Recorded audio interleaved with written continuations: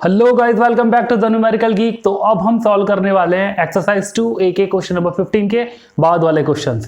Question 16 जो है आपका बिल्कुल 15 के जैसा ही है, तो आप प्लीज उसको खुद से सॉल्व करिएगा और कमेंट में बताइएगा किस किस के आंसर सही आए और किस किस को क्या क्या प्रॉब्लम हुई है।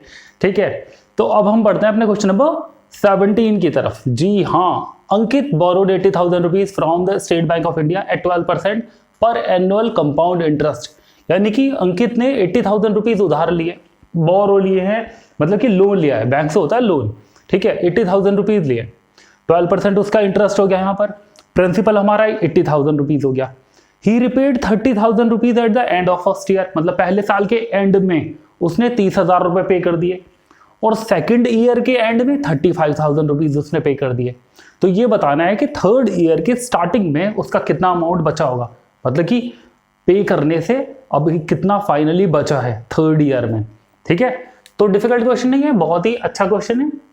तो करना शुरू करते हैं हम। ठीक है, 17 सब। अब हम सिंपल इंटरेस्ट के फॉर्मूले से अब हम निकालते हैं, तो फर्स्ट ईयर और सेकंड ईयर ऐसे अलग अलग निकालते हैं। तो फॉर फर्स्ट ईयर प्रिंसिपल क्या है हमारा, प्रिंसिपल है हमारा 80,000 रुपीज। ठीक है,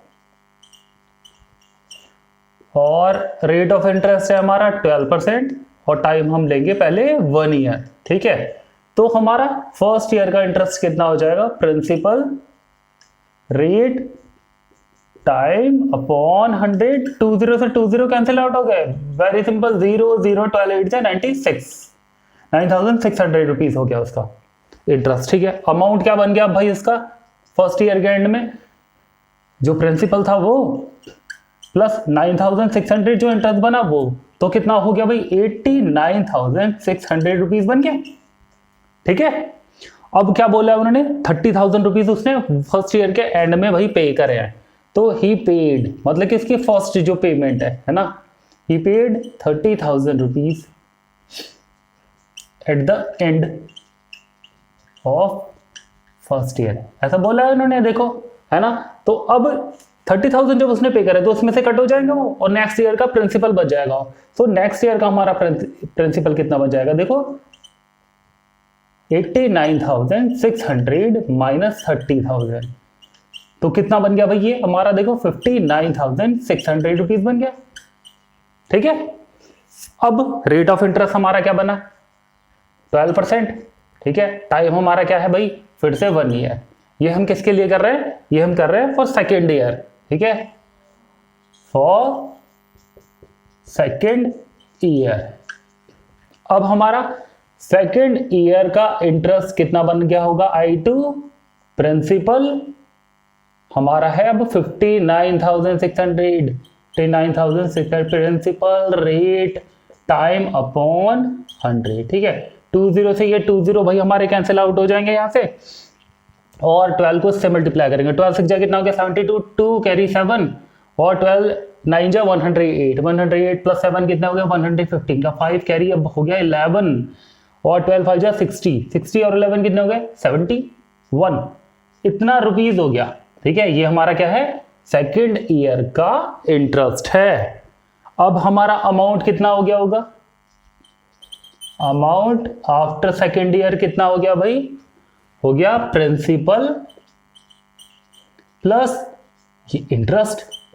ठीक है, इन दोनों को ऐड करेंगे अब हम यहां पर। ठीक है, 59,600 और कितना है 7152, 7152, तो भाई ये हो जाएगा हमारा 25766। ठीक है, तो नाउ अमाउंट अब कितना हो गया 66,752 रुपीज। उन्होंने क्या बोला था, सेकेंड ईयर के लास्ट में कितना पे करता है 35,000। ठीक है, ही पेड नाउ 35,000 रुपीज। ठीक है, अब उसने इतना पे कर दिया। ठीक है, उसने इतना पे कर दिया, तो अब कितना बचा होगा, नाउ अमाउंट लेफ्ट, कितना अमाउंट बचा, सिंपल सी बात है, इसमें से अब हम ये कट कर लेंगे, तो 752 में से सिंपली 35,000 भाई सबट्रैक्ट कर लेंगे, 2, 5, 7, 1 और 3, तो कितना हो गया हमारा 31,752 रुपीज। तो अब देखो, अब उन्होंने क्या बोला है, थर्ड ईयर का तो हमें निकालना नहीं है। क्यों नहीं निकालना है? क्योंकि उन्होंने हमसे क्या पूछा है, find the amount outstanding at the beginning of third year. तो थर्ड ईयर के स्टार्टिंग में अब ये बनता हमारा प्रिंसिपल, ठीक है, लेकिन उन्होंने स्टार्टिंग में अब इंटरेस्ट तो लगा नहीं होगा। जो इंटरेस्ट लगता है वो एंड में लगता है कन्वर्जन पीरियड के, ईयर की बात खाली नहीं है। हो सकता है भाई 6 मंथ में लग रहा हो सकता है 1 मंथ में लग रहा हो, तो ईयर तो कह नहीं सकते, तो कन्वर्जन पीरियड के एंड में लगता है वो। अब उन्होंने थर्ड ईयर के बिगिनिंग में बोला है, तो इतना भाई उसको देना पड़ेगा amount. So he will pay 31,752 rupees in the beginning of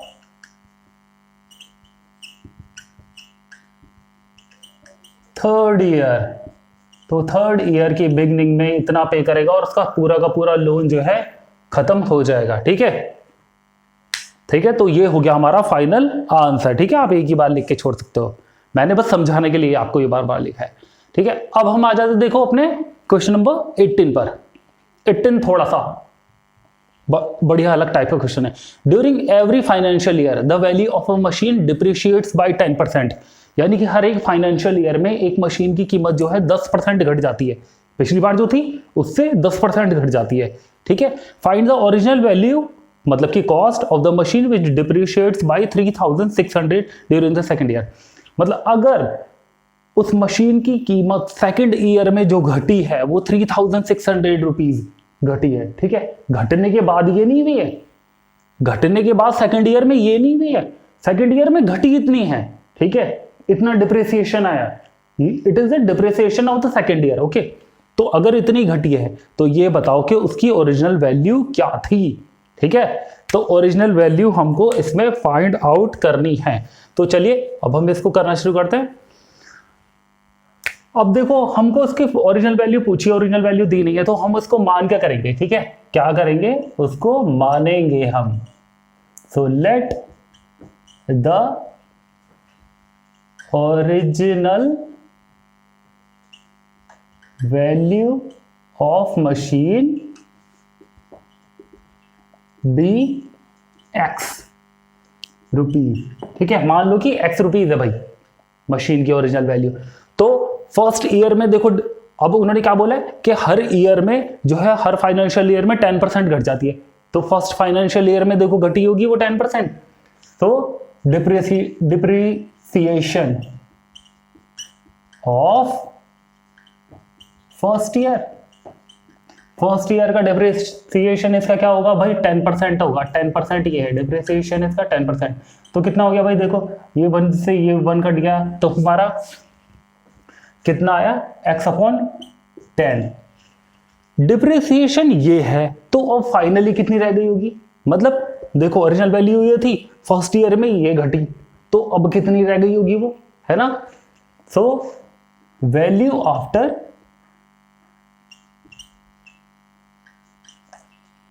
depreciation, depreciation के बाद में इसकी वैल्यू कितनी रह गई भाई, एक्स में से कट करेंगे डिप्रिसिएशन को, है ना। मान लो कि शर्ट है ना, मान लो कि 1,000 रुपए की है और फर्स्ट ईयर में इसका डिप्रिसिएशन जो आया है 10% है। ठीक है, तो 1,000 रुपीज की थी, 10% उसका घट गया, तो अब कितने की हो गई भाई, 10% जो उसका आएगा 1,000 का कितना आएगा 100 रुपीज आएगा। अब डिप्रिसिएशन के बाद में कितनी वैल्यू बची 900 रुपीज। तो वही हम ये कर रहे हैं, ओरिजिनल में से डिप्रिसिएशन को कट कर रहे हैं। ठीक है, अब जब इसमें से कट करोगे तो भैया आपका कितना आ जाएगा, बड़े सिंपल सा है, तो 9x/10 आएगा। ठीक है, जब यहाँ पे आप एलसीएम लेके इसको करोगे तो अब सेकंड ईयर में भी वो घटी है। ठीक है, तो अब क्या निकालेंगे, डिप्रिसिएशन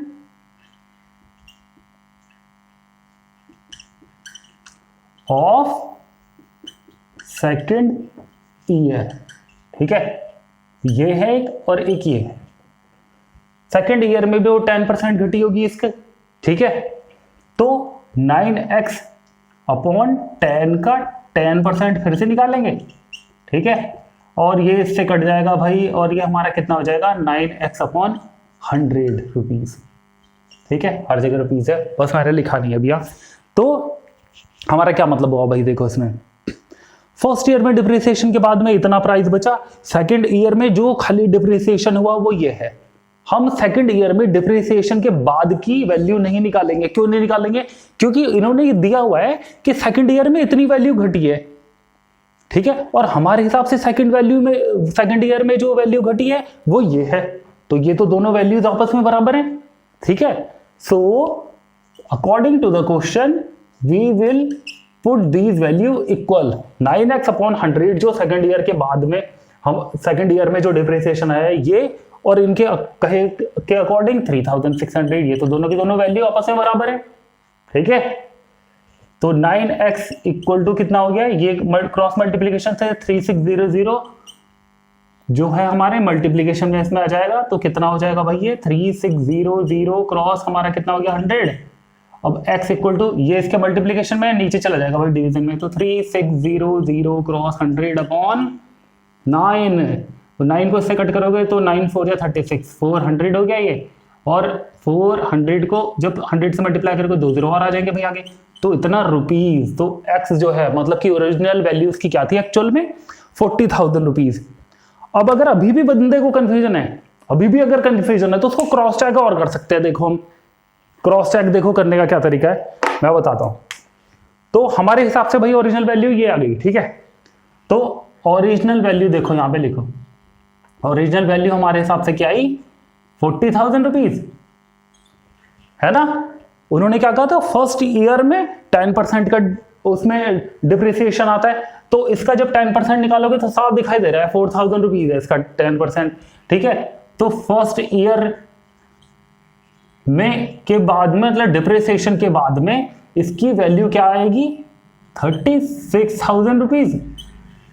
ठीक है, और देखो देखो फर्स्ट ईयर में डिप्रिसिएशन के बाद में इसकी वैल्यू ये आई है, डिप्रिसिएशन के बाद में 36,000, क्योंकि 4,000 तो उसका डिप्रिसिएशन बैठ रहा है 10%। तो अब सेकंड ईयर में देखो इन्होंने क्या बोला था कि सेकंड ईयर का डिप्रिसिएशन जो है वो 3,600 है, और देखो साफ दिखाई दे रहा है सेकंड ईयर का जो उसका डिप्रिसिएशन है इसका 10% होगा, और उसका 10% कितना है 3,600। तो क्लियर है, तो मतलब कि हमने ठीक करा है कि सेकंड ईयर का जो डिप्रिसिएशन बैठ रहा है वो क्या बैठ रहा है भैया इसका 3,600। ठीक है, डिप्रिसिएशन ये बैठ रहा है इसका। ठीक है, तो ये मतलब हुआ कि हमारा क्रॉस चेक भी हो गया, ओरिजिनल वैल्यू ये फर्स्ट ईयर के डिप्रिसिएशन के बाद में 36,000 और सेकंड ईयर का डिप्रिसिएशन जो है 3,600 रुपीज, वही उन्होंने बोला था। So we are right, cross check करके भी हमारा पता लग गया है। अब हम बढ़ते हैं अपने क्वेश्चन नंबर 19 की तरफ। सो गाइस क्वेश्चन नंबर 19 में हमको दिया गया find the sum invested at 10% compounded annually on which the interest of first year plus the interest of third year amounts to 2210। मतलब कहने का मतलब ये है कि हमें वो प्रिंसिपल फाइंड आउट करना है जिस पर 10% कंपाउंडेड इंटरेस्ट के अकॉर्डिंग अगर उसके फर्स्ट ईयर का इंटरेस्ट हम निकाले और थर्ड ईयर का इंटरेस्ट निकाले, फर्स्ट ईयर का इंटरेस्ट प्लस थर्ड ईयर का इंटरेस्ट 2,210 रुपीज होता है। ठीक है, तो प्रिंसिपल निकालना है हमको। तो जब भी हमें पता नहीं है प्रिंसिपल क्या है, तो अब हम ऐसी कंडीशन में क्या करते हैं, let the principal be X rupees. क्या करते हैं, let the principal be X rupees. ठीक है, एक्स रुपीज इसको मान के चलेंगे। और फर्स्ट ईयर में देखो निकाल लेंगे, फॉर फर्स्ट ईयर में इंटरेस्ट हमको पता होना चाहिए, तो प्रिंसिपल हमने क्या माना है भाई एक्स रुपीज। ठीक है, और रेट ऑफ इंटरेस्ट इसका हमारा क्या है 10%। टाइम हमने लिया है 1 ईयर, क्योंकि 1 ईयर का करके हम निकाल रहे हैं। ठीक है, तो हमारा I1 क्या हो जाएगा, interest of first year principal rate time upon 100, 10 से 10 कट गया तो कितना है हमारा x अपॉन 10 रुपीज। अब देखो भाई यहां से है ट्रिक इसमें, जब अमाउंट है, जब हम अमाउंट निकालेंगे फर्स्ट ईयर के बाद में, तो अमाउंट हमारा क्या होता है प्रिंसिपल प्लस वही फर्स्ट ईयर का इंटरेस्ट, तो कितना हो जाएगा x अपॉन 10। पहले हमारा प्रिंसिपल है तो हम प्रिंसिपल ही लिखेंगे। ठीक है, तो भाई हमारा ये हो जाएगा x प्लस इंटरेस्ट अभी भी कितना निकला x अपॉन 10, तो जब इसको ऐड करोगे आपका कितना आ जाएगा 11x अपॉन 10 रुपीज। ठीक है। अब ये हमारे नेक्स्ट ईयर में for the next second year ये क्या बन जाएगा, ये प्रिंसिपल बन जाएगा। तो अब हम निकालेंगे फॉर सेकेंड ईयर, ठीक है। और प्रिंसिपल बन गया भाई ये 11x upon 10 rupees. Rate of interest अभी भी हमारा भाई 10% ही है और टाइम हमारा 1 ईयर है, ठीक है। अब हम जब I2 निकालेंगे तो क्या हो जाएगा हमारा, ये प्रिंसिपल रेट टाइम अपॉन 100। एक जीरो से यहाँ पे एक जीरो ही कट पाएगा, आगे कुछ कटेगा नहीं। ऊपर कितना हो जाएगा 11x, नीचे कितना हो गया 10 टाइम्स 100 रुपीज, ठीक है। तो सेकेंड ईयर का हमारा जो इंटरेस्ट आया वो ये है। और फिर से हम अमाउंट निकालेंगे, ठीक है। सेकेंड ईयर के बाद में हमारा अमाउंट क्या हो जाएगा 82, कितना हो जाएगा इस बार का प्रिंसिपल और I2 है ना। प्रिंसिपल अब देखो हमारा कितना था, ये 11x अपॉन कितना था 10 प्लस अभी भी इंटरेस्ट हमारा कितना निकल गया 11x अपॉन 100, ठीक है।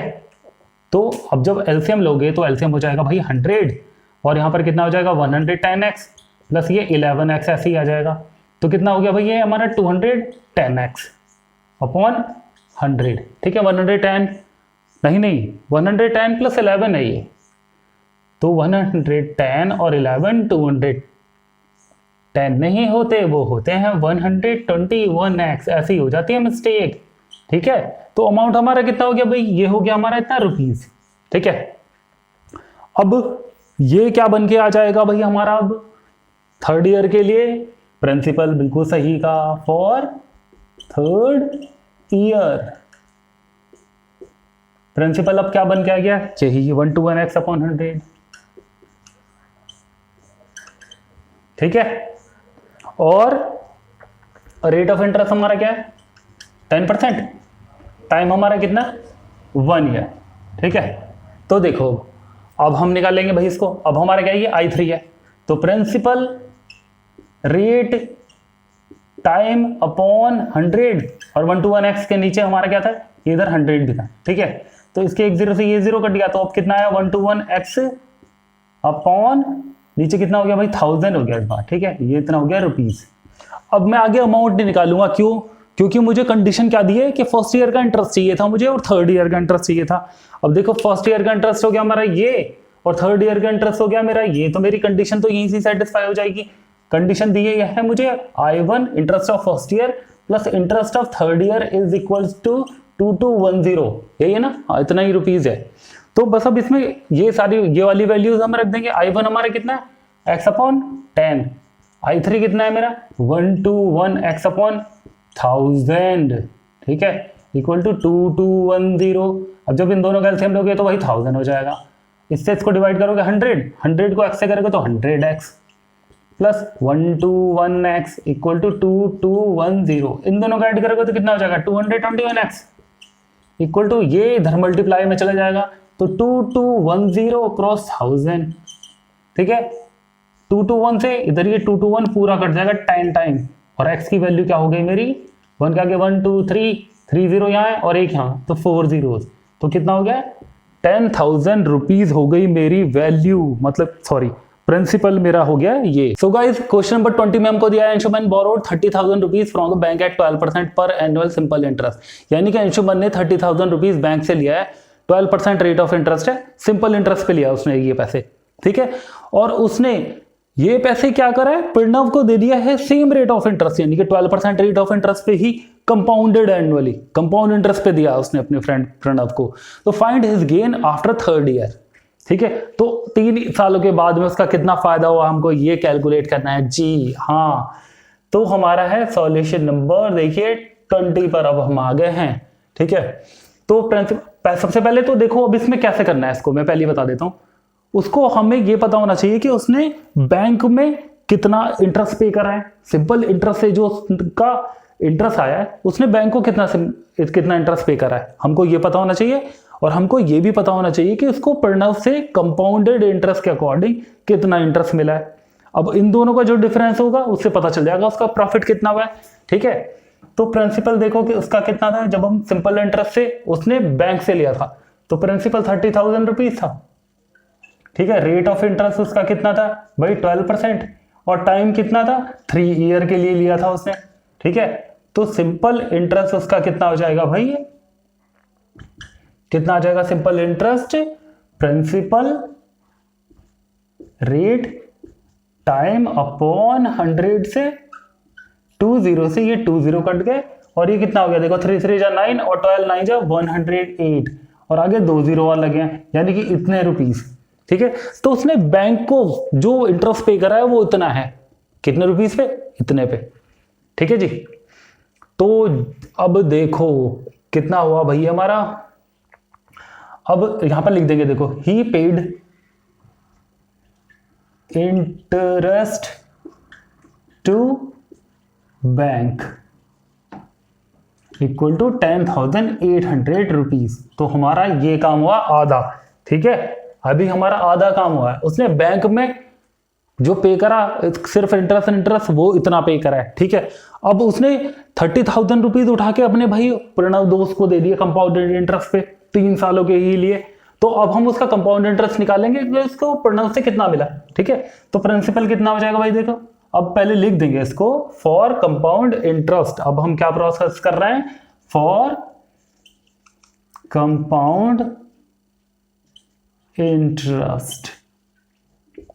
जी हाँ, अब हमारा देखो प्रिंसिपल कितना है भाई, दिए तो उसने उतने ही पैसे हैं 30,000 रुपीज है ना। रेट ऑफ इंटरेस्ट उसका कितना है, वही सेम टू सेम 12% और टाइम भाई कितना है 3 सालों के लिए। ठीक है, तो हमारा फॉर्मूला भाई क्या है इसमें, हमारा फॉर्मूला है amount equal to principal 1 plus R upon 100 की पावर n। ठीक है, अब इसमें वैल्यू भर देंगे इसकी 30,000, 1 प्लस रेट है 12 अपॉन 100 की पावर कितना 3, 3 सालों के लिए। ठीक है, तो अब देखो ऊपर नीचे इसको कट कर सकते हैं, 4 3 जा 12 और 4 से इसको कट करोगे तो 25 आ जाएगा। ठीक है, अब आगे लिखेंगे भाई 30,000 क्रॉस, जब इनको अंदर सॉल्व करोगे 1 प्लस 3 अपॉन 25 को तो कितना हो जाएगा 28 अपॉन 25 है ना, की पावर कितनी है भाई 3 लगी हुई है। तो बस अब इसको आगे लिखेंगे 30,000 cross 28 upon 25, 28 upon 25, 28 upon 25, 3 time है। अब देखो नीचे, अब इसको कट करने की कोशिश करेंगे भाई जितना सॉल्व हो जाए। 25 से इसको कट करोगे तो 25 1 जा 25, 5 बचा, 25 2 जा 50, तो 0 0 तो आगे 0, फिर 25 से फिर से कट कर सकते हैं इससे इसको, 25 4 जा 100, 20 बचा और 25 8 जा 200, तो ऊपर कितना हो गया हमारा 48 28 28 28। ऊपर वाले नंबर को मल्टीप्लाई करके जब आप 25 से नीचे डिवाइड करोगे तो आपका देखो ये जो आ जाएगा आपका कितना आएगा, ये आपका 42,147.84 42,147.84 रुपीज आपकी ये हो गया अमाउंट। ये तो सिर्फ अमाउंट हुआ है, अभी हमको निकालना है कि उसने इंटरेस्ट कितना दिया। ठीक है, तो अमाउंट इक्वल टू क्या होता है आपका देखो, प्रिंसिपल प्लस कंपाउंड इंटरेस्ट। तो कंपाउंड इंटरेस्ट के लिए अब आप क्या करेंगे भाई, अमाउंट में से कट कर देंगे प्रिंसिपल को। अमाउंट है हमारा ये 42,147.84, 42,147.84 माइनस कितना है भाई देखो, इसमें हमारा प्रिंसिपल कितना था 30,000। अब इसमें से जब इसको कट करोगे भाई तो बड़ा ही सिंपल सा है, ये आपका आ जाएगा 12,147.84 रुपीज। ये है देखो, अब उसने बैंक को पे करा था देखो इतना इंटरेस्ट, अब अंशुमन से मिल गया उसको इतना इंटरेस्ट, तो क्या लिखेंगे he got interest from Pranav, यही है ना इसके दोस्त का नाम। तो उसको मिला है भाई देखो 12,147.84। प्रॉफिट या कैसे पता चलेगा, दोनों इंटरेस्ट को आपस में सब्ट्रैक्ट कर दो। So profit he made equal to 12,147.84। इसमें से ये कट कर देंगे, ऑब्वियसली बात है ये बड़ा है क्योंकि ये कंपाउंड इंटरेस्ट है तो ये ज्यादा बड़ा प्रॉफिट है, तो सॉरी ज्यादा बड़ा है ये अमाउंट, तो 10,800 इसमें से कट कर देंगे, 10,800 को कर देंगे इसमें से सिंपली कट, तो कितना आ जाएगा भाई, इधर 87 आ जाएगा, इधर 7 4 ऐसे ही आ जाएगा, 11 में से 8 कट करेंगे तो कितना 3। ठीक है, और यहाँ पर 1, ये डेसिमल यहाँ पे लगा रहेगा तो कितना हो जाएगा भाई 1347.84 रुपीज। उसको प्रॉफिट कितना हो गया भाई, उसको प्रॉफिट हुआ इतना 1347.84 rupees. So now we are done. बढ़ते अपने लास्ट क्वेश्चन की तरफ। So guys question number 21 last question है हमारी इस एक्सरसाइज का। A man invest 54,000 rupees at 6% पर annual compound interest for 3 years. यानी कि 1% इतना सम ऑफ मनी इन्वेस्ट करता है, रेट ऑफ इंटरेस्ट उसका 6% है, ठीक है, 3 सालों के लिए कंपाउंड इंटरेस्ट में, ठीक है, इन्वेस्ट कर रहा है वो। तो हमको क्या बात करना है, interest for the first year का उसका इंटरेस्ट कितना हो जाएगा, हमको ये कैलकुलेट करना है। और थर्ड ईयर के एंड में उसका अमाउंट फाइनली कितना हो जाएगा, हमको ये भी कैलकुलेट करना है। तो पहले हम करेंगे अपना फर्स्ट पार्ट, सॉल्यूशन 21 हम फर्स्ट पार्ट करेंगे, ठीक है। तो फर्स्ट ईयर का जब हम इंटरेस्ट निकाल रहे थे तो हम सिंपल इंटरेस्ट से भी निकाल सकते हैं, सिंपल इंटरेस्ट के फॉर्मूला से, ठीक है। तो प्रिंसिपल हमको कितना दिया गया, देखो भाई 54,000 रुपीज। रेट ऑफ इंटरेस्ट हमको बताया है 6% है और टाइम हम लेंगे 1 ईयर, ठीक है। ये फर्स्ट ईयर के ही एंड में इन्होंने बोला है कि फर्स्ट ईयर का इंटरेस्ट निकालना है हमको, ठीक है। तो हमारा इंटरेस्ट कितना हो जाएगा, principal rate cross time upon 100। 20 से ये 20 कट हो जाएंगे, 6 को इससे मल्टीप्लाई करेंगे, 6 0 जा 0, 6 4 जा 24 और 4 कैरी 2, 6 5 जा 30 प्लस 2 32। यानी कि ये हो गया हमारा फर्स्ट ईयर का इंटरेस्ट, ठीक है। फर्स्ट पार्ट तो हमारा यहाँ पर हो गया। जब हम सेकंड पार्ट को देखो करेंगे तो वो हम करेंगे कंपाउंड इंटरेस्ट वाले फॉर्मूले से, क्योंकि हमको अमाउंट निकालना है 3 सालों का, ठीक है। वरना तो सिंपल इंटरेस्ट के फॉर्मूले से I1 I2 I3 से तो बहुत लंबा हो जाएगा ये, ठीक है। तो हमारा प्रिंसिपल देखो कितना है इसमें, वही 54,000 रुपीज। रेट ऑफ इंटरेस्ट अभी हमारा कितना है इसमें 6% और टाइम अब हम कितना लेंगे इसमें 3 ईयर्स, ठीक है। मतलब ये हो जाएगी हमारी तब क्या n की वैल्यू, तब ये हमारी n की वैल्यू हो जाएगी, ठीक है। तो अब हम इसी में अपने फॉर्मूला में लगा देंगे A = P1 + R अपॉन 100 की पावर n, मतलब कि 54,000 क्रॉस 1 + 6 अपॉन 100 की पावर कितना हो जाएगा भाई, ये 3। यहां से 2 से कट करेंगे 3 और यहां पर 50 हो जाएगा, ठीक है। तो अपना आगे क्या हो जाएगा 54,000 क्रॉस, जब इसको ऐड करोगे आप तो कितना हो जाएगा 1 + 3 अपॉन 50 है, जब इसको ऐड करोगे तो 53 अपॉन 50 हो जाएगा कि नहीं हो जाएगा। इसकी पावर कितनी लगी है 3। अब इसको आगे सॉल्व करना शुरू करेंगे। तो हमारा देखो ये क्या है 54,000 क्रॉस 53 क्रॉस 53 क्रॉस 53, ठीक है। 3 टाइम है क्योंकि 3 पावर लगी है। अब इसको वही कट करना शुरू करेंगे, देखो हम 5 से कट कर सकते हैं, 5 टाइम जा 50, यहां से 5 से कट करोगे तो 5 1 जा 5, 0 एक बीच में आएगा, 5 8 जा 40, 0 0, 5 से फिर कट करोगे तो 5 टाइम जा 50, फिर 5 2 जा 10, 5 1 जा 5, 3 बचा, 5 6 जा 30, इतना हो जाएगा ये, ठीक है। अब ये एक 0 से तो देखो ये एक 0 कट हो ही जाएगा, तो ऊपर कितना बन गया आपका 216 क्रॉस 53 क्रॉस 53 क्रॉस 53 अपॉन कितना हो गया नीचे 5 क्रॉस 100, है ना। इसको ऐसे करके लिख लो। तो पहले जब आप ऊपर इन सारे के सारे नंबर्स को मल्टीप्लाई करोगे तब आपका देखो कितना बन जाएगा, ये आपका बनेगा 321574332 है ना। और अपॉन कितना है भाई, ये चल रहा है हमारा 5 क्रॉस 100, ये तो साथ साथ चल ही रहा है। 5 से जब मैं इसको डिवाइड करूंगा, ठीक है, पहले 100 से नहीं करेंगे, पहले जब मैं इसको 5 से डिवाइड करूंगा तो मेरा कितना बच जाएगा 6431486.4, ठीक है। अपॉन कितना है भाई 100, ठीक है। तो हम सिंप्लीफाई करके चल रहे हैं, डायरेक्ट नहीं कर रहे हैं इसको। तो हमारा ऊपर क्या नंबर बन गया ये 6431486.4। डेसिमल यहां पर है, जब मैं 100 से इसको डिवाइड करूंगा तो 2 पॉइंट और डेसिमल इधर शिफ्ट हो जाएगा, तो कितना हो जाएगा 64314.86, ठीक है। अपॉन सॉरी ये 100 से डिवाइड हो जाएगा तो फाइनल मेरा अमाउंट ये बन जाएगा, चाहे तो 4 लगाओ चाहे मतलब, है ना, कोई बात नहीं। तो ये बन गया आपका 3 सालों बाद अमाउंट जो हो जाएगा उसका, ठीक है, कंपाउंड इंटरेस्ट में। तो बस हमारा फाइनल क्वेश्चन यही था। अब हमारी एक्सरसाइज कंप्लीट हो चुकी है आपसे। अब हम मिलेंगे एक्सरसाइज 2B में। तो अगर आपको मेरा पढ़ाने का तरीका पसंद आता है, समझ में आता है आपको अच्छे तरीके से, तो प्लीज ज्यादा से ज्यादा मेरी वीडियोस को शेयर करिएगा, लाइक करिएगा और चैनल को सब्सक्राइब करिएगा। मुझे आपके सपोर्ट की बहुत बहुत जरूरत है। Thank you so much.